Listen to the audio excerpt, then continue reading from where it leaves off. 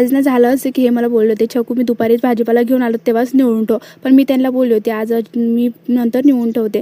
मग आम्ही 5 संध्याकाळी भाजीपाला निवडायला घेतलाच होता. बघितलं ना अजिबात पूर्ण चिमून गेला होता भाजीपाला.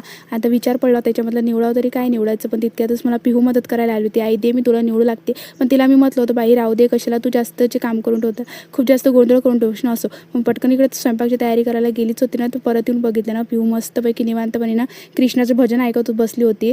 मग मला पण खूप जास्त आवडते आणि तिला पण खूप जास्त आवडते. असं काही गुण बघून ना माझ्या मुलीमध्ये मला खूप जास्त आनंद झाला होता. असं इकडे थोडीशी डाळ भाजीचं कुकर लावून घेतला होता. त्याच्यामध्ये तोंड वाळलेले मिरची टाकलं होतं, जे की मला खूप जास्त आवडते.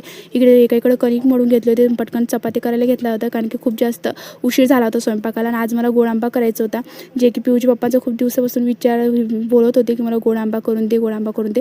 आज फायनली करायला घेतला. तेव्हा थोडीशी कडूमेथी, आलं लसूणचं पेस्ट, कोथिंबिरी, जिरं, मोहरी आणि छान थोडंसं तेल टाकून गजामध्ये थोडंसं 2 ते 3 मिनटं छान कडूमेथी परतून घेतली. जास्त परतू नका याला, कारण की थोडीशी कडू पण होऊ शकते. त्याच्यामध्ये जिरं मोहरी टाकून छान बेसिक मसाले ॲड करून थोडं कैऱ्या वगैरे टाकून छान एकाकडे गुळ किसून घेतला. गुळ किसून झाल्यानंतर तो सगळी गुळ ॲड केला.